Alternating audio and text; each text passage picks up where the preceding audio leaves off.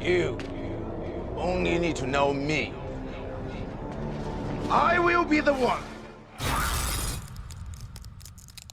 In Chapter 1079, Shanks fights for the very first time, and by fight I mean he doesn't just casually flex his basic conqueror's haki against an opponent by blinking, or block an attack off screen, only for us to see the result of his blocking the attack thereafter.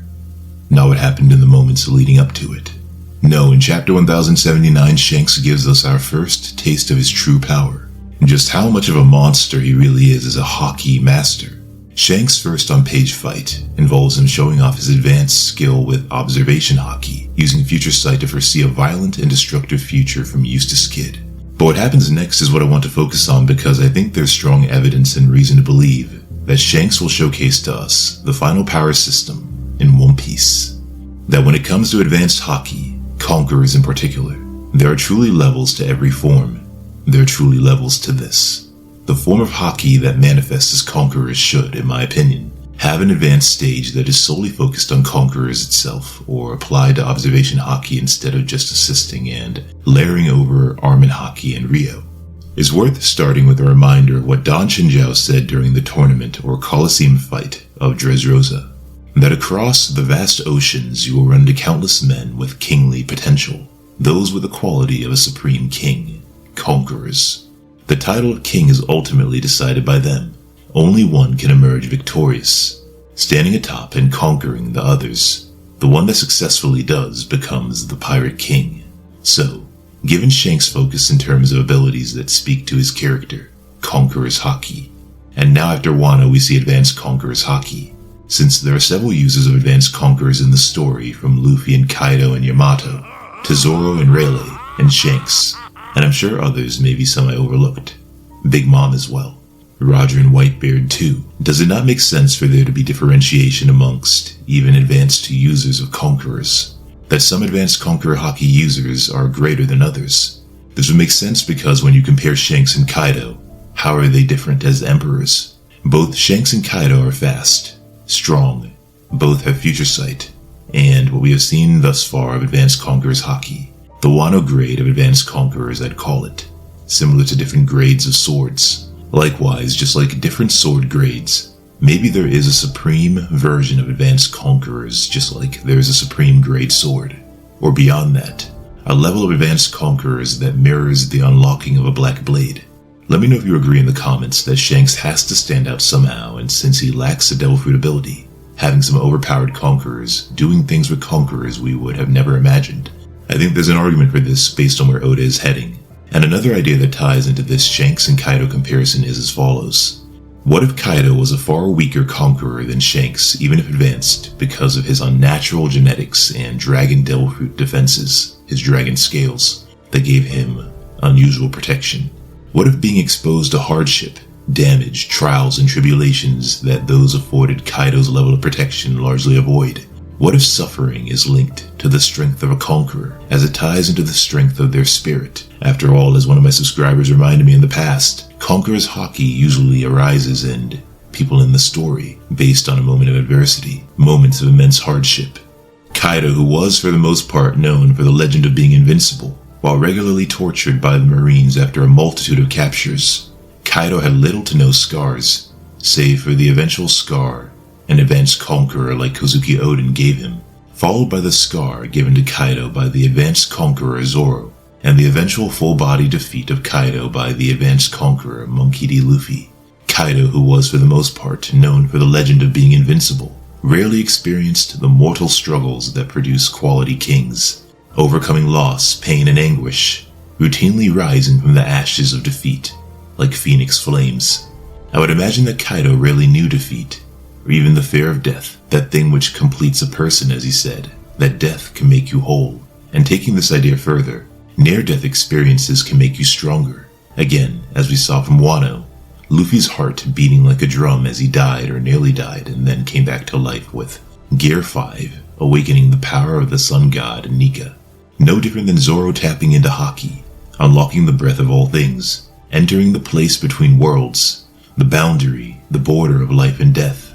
Zoro too became stronger with his near-death experience, conquering death, rising another time. his haki blooming in battle. His spirit had grown.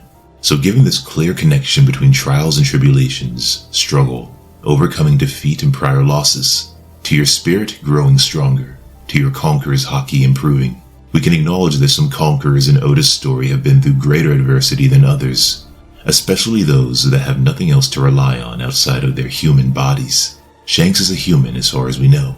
Recall Shanks telling Whitebeard, though, about his scars.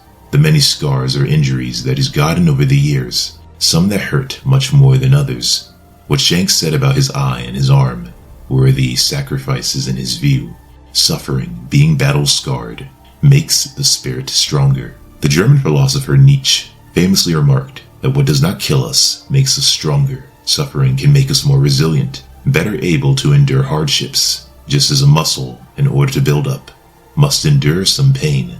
So our emotions must endure pain in order to strengthen. So our spirit must endure the weight of the world like Atlas, carrying our lived experiences like a boulder on our back, wherever we go to the end of time. It is one reason why I've always believed that conquerors only grow stronger as they age. Unlike other abilities, conquerors might not be restricted to your size or how old you are, but instead conqueror's haki is reflective of all that you have been through, all that you have done to get here, to become an emperor of the sea, and eventually the pirate king. Like Dracula Mihawk said, it is a journey unlike any other, a journey more challenging than becoming the world's strongest swordsman. But in terms of Shanks' scars and injuries, who scarred his eye and who he gave his arm to, Shanks is a sacrificial character much like the Norse god of war Tyr from Viking or Norse mythology, more than willing to put himself in harm's way. Again, this builds character, this improves your spirit. In Norse mythology, Tyr made a sacrifice for the good of his clan. Tyr and Fenrir and the binding of Wolf Fenrir is the story. This occasion happened when the gods decided to raise up the Wolf Fenrir in Asgard. In the prophecy, Fenrir would grow up to be a monster, and he would end the life of Odin, the All-Father, by swallowing him, but sacrificing his right arm or hand by putting it into the mouth of the great wolf of Nordic mythology was the only way for the animal to let itself be chained. And so this is what Tyr did. For the sake of calm, for peace, Tyr gave his right hand away, just as Shanks sacrificed his arm to save Luffy's life from the Sea King. And so one has to wonder if Shanks' other injuries are due to protecting others from harm as well. For example, the scar Blackbeard gave him. Was Shanks taken off guard because he was protecting somebody else? Shanks is portrayed as careless at times. He accidentally let Luffy eat the Gomu Gomu no Mi. He wasn't paying attention later on when the bandit ran off with Luffy into the ocean, and this directly resulted in Shanks losing an arm, narrowly saving Luffy from death though, from being eaten by the Sea King. Tyr is considered a powerful god in Northern Germanic religion. Amongst the Aesir, he was certainly the most respected and trusted. Such a belief is echoed in the Prose Edda that Tyr is the bravest and most valiant, and he has great power over victory in battles. This bravery is key to being a conqueror, I think, seeking out the adversity that you will have to overcome to rise above the others. It's also worth noting, given Shanks' recent actions in Elbaf, his apparent relationship or alliance with the giants of Elbaf, how they view him as either a protector or friend. In the Norse mythos, the chief of the gods Odin grew to regard Tyr as a threat to his power, correctly suspecting him of plotting with the giants to overthrow him. Interesting then how Shanks, like Tyr, is aligned or friendly with the giants of Elbaf, and the move he used to defeat Eustace Kidd in one shot. The same move as his Captain Roger, who challenged the world before Luffy was ever born. Divine Departure. Its kanji is revealed by Sandman and Arthur on Twitter recently to mean Kamasuri in the Japanese chapter, which means death of God, the death of God. It's based on the ancient Japanese records called Kojiki from 1300 years ago. Maybe Oda then is implying Shanks and Roger share the will to defeat God, also known as the Celestial Dragons, the gods of One Piece, the same as the D being the enemy of the gods. Maybe it's the will, the same will to turn this world upside down, the will that brings a storm. Maybe One Piece ending with the banishment of God, or the king of the Celestial Dragons, the divine departure and defeat of the king of the world Imu-sama, the massive red serpent that the giants claim to have been unable to cut, that they were not able to cut this giant red snake. Could it refer to the red line that snakes around the entire world of One Piece, the red line that acts as a red serpent, swallowing the blue sea, that is the One Piece world. Might there come a time when the Red Line is attacked on all fronts by various groups for the final battle for some reason?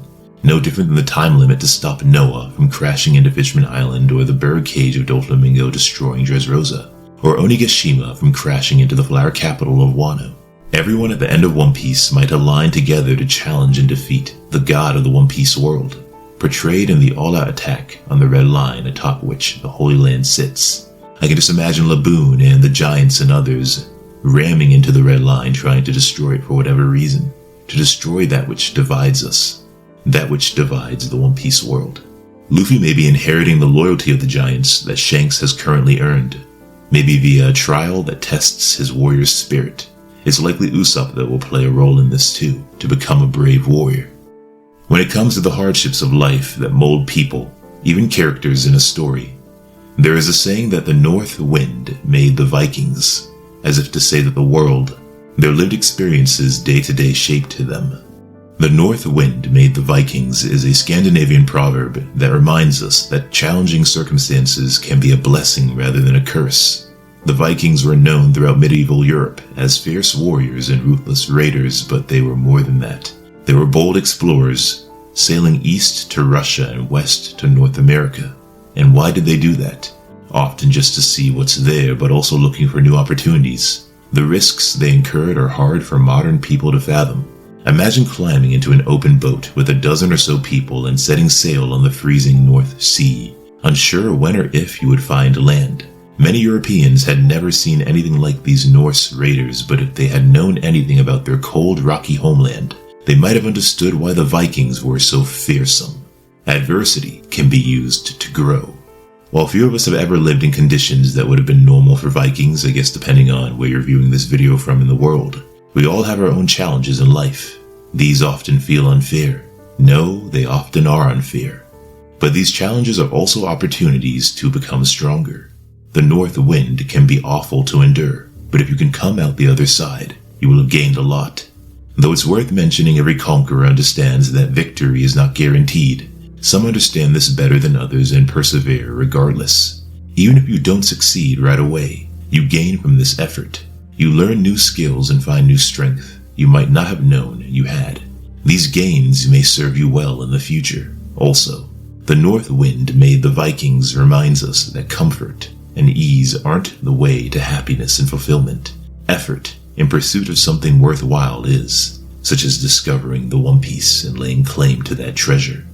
And so the North Wind made the Vikings. The North Wind made Shanks. Or maybe it's the West Wind, since Shanks appears to be from West Blue. Generally, the sea made Shanks. Sailing. Being a pirate since a baby on Goldie Roger's ship. Roaming the seas from then till now. Imagine how strong Shanks' spirit has become. How many times his haki had to bloom. And what this means for his unique level of advanced conquerors. Relying on no devil fruit, just hands, a sword, and haki abilities like Roger and Rayleigh before him. Given all this, just how advanced has Shanks' haki become, and what evidence might support him being the greatest conqueror in the story? In a recent video on the darkest mysteries in One Piece, I listed 5 of them, but one in particular I personally coined Red Piece. The importance of the color red, Shanks' bloodline, and why Shanks' red hair is so important. As I mentioned in the other video, why call Shanks red hair Shanks when there are other red-haired characters? Why single out Shanks? Why is the color red so important when it comes to Shanks? Again, his family line maybe, or his bloodline. And then we have the red line. The empty throne of the red line is red as well, and Imu-sama's eyes are a red color as well. Imu is the king of the world, and coincidentally, the color of the Supreme King, Conqueror's haki, is red.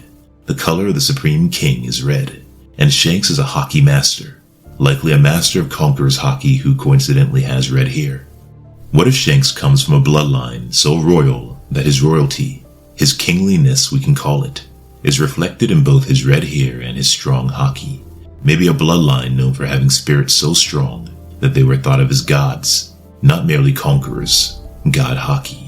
Fitting for a man whose ship is called the Red Force, as if haki in One Piece, or as if haki is in One Piece what the Force is in Star Wars. Shanks' association with red, red's association with advanced conquerors, supreme kings and gods. It can't just be a coincidence. It's difficult to say for sure what a final level of advanced conquerors might do, or might be. But if we take inspiration from the name of Shanks' attack, divine, departure, maybe it'd be on the level of gods, broken. Maybe other series or anime or manga out there have references to the spirit that Oda will draw on in terms of broken powers you can tap into with your spirit alone. I had a dream the other day that relates to this video, almost as if one of those Norse or Viking fortune tellers had visited me, which check out this video on the second channel and sub there to understand more about just how far into the future Shanks can really see. But in this dream I saw Shanks die to Blackbeard. But as I theorized in the past, Shanks conquers death. His body, his life is no more, and he was entirely consumed by his spirit, like a lifeless puppet, being paraded around by spirit alone, like a Viking going berserk, a corpse, animated by sheer willpower. A recreation of Whitebeard undergoing a similar transformation as Gear 2nd Luffy, blood boiling, and steam rising from Whitebeard to Blackbeard's surprise because he thought Whitebeard was dead. Whitebeard too in that moment had overcome death during Marineford. But the moment I dreamt of was Shanks, eyes white and glowing, going for one final attack, berserk, against Blackbeard, who could not believe he was still standing. I've seen some even suggest the final stage of advanced conquerors that defies the laws of physics, that it would disrupt space and time. I like the idea of advanced conquerors even serving as an amplifier to all that you do, making you stronger, faster, your attacks more potent, and your defenses rising as well. Again, as Rayleigh said, haki blooms in the heat of battle, and I can only imagine a scene showing all of Shanks' injuries, all of the battles he's been through, all of his victories and losses, as he said while burying Ace and Whitebeard, all of his scars, memories that still burn beyond his eye and arm, the countless bets he's made, all for the sake of the fated day when the world is turned upside down, his captain's goal. To arrive here, this ordinary man with no devil fruit must have a tremendous spirit, the world's strongest spirit, the sort of spirit that even a man like Dracula Mihawk would come to respect. It's a curious contrast, isn't it? Kaido, who is believed to be invincible, and Big Mom too, Blackbeard, whose devil fruit absorbs damage, and Luffy, who's made of rubber. Then there is Shanks, Shanks who appears to be a mortal man. Aside from Norse mythology, so many religions out there have a belief that this is just a body, bound by the chains of human failings and mortality, that the spirit is greater and will outlast this life. Could that be true of conquerors? Of Shanks' body and Roger's? That even though Roger's body was failing him, he was dying from an incurable disease, Roger appeared no weaker than he would have otherwise been, as if his spirit compensated for his sickness. As a conqueror, Roger overcame his illness. While his muscles might weaken, his spirit was just as strong as it had always been. I would imagine this is no different than Red-Hair Shanks missing his left arm, or even if Blackbeard had successfully taken Shanks' left eye and left Shanks blind where it had once been. Despite Shanks' many other scars or injuries yet seen, Shanks is still the same man, despite Mihawk teasing Shanks about missing an arm, and therefore having no interest in fighting him. Surely Mihawk knows Shanks is just as strong, if not stronger, than he has ever been, because of all that Shanks has endured to make it this far. All that he has conquered has made it so, all out of an effort, a long-held desire, perhaps, to claim the One Piece. But as usual, we will have to wait and see. And don't forget to like the video, comment with your thoughts below, share this with your friends, and subscribe. Also click that notification bell, and if you're on Twitter, feel free to give me a follow on there as well. And also make sure to subscribe to that second One Piece channel that I mentioned in this video. A lot of big plans for that channel over there. As always, there is more to come. Until next time.